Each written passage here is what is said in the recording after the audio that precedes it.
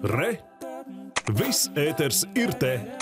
E-pasta pakalpojums sniedzēja Inbox LV un arī ikdienā komunicējot ar jums, mūsu dārgie skatītāji, kuri sūta mums vēstules šeit uz Latvijas televīziju. Mēs redzam, ka arī daudz no jums lieto tieši Inbox LV pakalpojums, un šķiet tas ir, ja ne pats populārākais, tad viens no populārākajiem e-pasta servisiem Latvijā, un šī pakalpojuma lietotāji jau sen būs pamanījuši un šķiet jau arī pieņēmuši to, ka šī e-pasta paskastīta katru dienu tiek piedrazot, sauksim to tā, dažādiem reklāmas piedāvājumiem, pakalpojumiem, tā skaitā arī kredītu piedāvājumi tiek sūtīti uz šīm privātajām e-pasta kastītēm. Jā, bet kā gan tas iespējams, ja reiz valstī darbojas datu aizsardzības likums, vai tiešām Inbox vadība pakluso tirgo visas mūsu adreses? Skaidro devās mūsu kolēģis Ralfs Šēniņš. Piedāvājumi paņemt aizdevumu uzglūnika uz stūra, taču kādēļ šādas reklāmas tiek sūtītas arī uz privāto e-pastu? Ināras pacietības mērs bija pilns, tādēļ viņi nolēma vērsties pie 4. studijas ar nērto jautājumu. Jau labu laiku lietoju Inbox LV pakalpojumu e-pasta kastīti. Viss būtu labi, ja vien praktiski katru dienu manā paskastītē neiekristu dažādi piedāvājumi ņemt kredītus.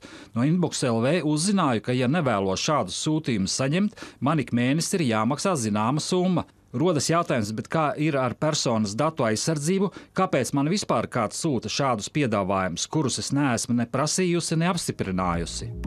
Dodamies uz Datu valsts inspekciju noskaidrot, vai sūtot šādas reklāmas, kurām Ināra nesot piekritus, Inbox nepārkāp lietotāju tiesības.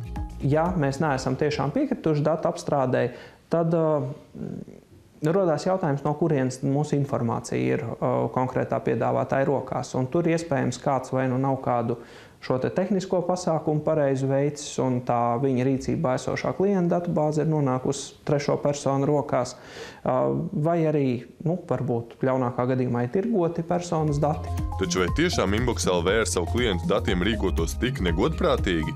Trešām pusēm mēs lietotāju datus neatdodam nekad, ne par ko, un tāda tēma netiek apspriesta. Ja? Tātad reklāmdevējs samaksā Inbox, kura rīcībā ir klientu dati, un tad jau pats Inbox reklāmas arī izsūta datus nevienam neizpaužot. Ja reklāmu nevēlaties saņemt, izmantojiet maksas paskastīti, taču vai tas ir godīgi? Patērētājiem ir jāapzinās to, ka Inbox viņiem piedāvā savā platformā e-pastu izmantot bez maksas.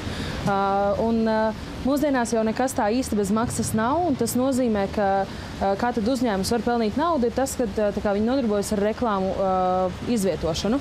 Un ir pilnīgi normāli, ka, ja patērētājs izvēlas šo e-pasta kastīti izmantot bez maksas, viņš tā vietā saņem savā e-pasta kastītē kaut kādus reklāmas paziņojumus, jo tādējādi uzņēmums var nopelnīt naudiņu. Ināra gan ir pārliecināta, ka nekādu reklāmas saņemšanai nav piekritus, tādēļ rodas jautājums, vai Inbox tomēr ļaunprātīgi neizmanto viņas datus. Saskaņā ar regulu datu apstrāde ir likumīga, ja tai ir kāds no regulas 6. pantā norādītiem tiesiskajiem pamatiem.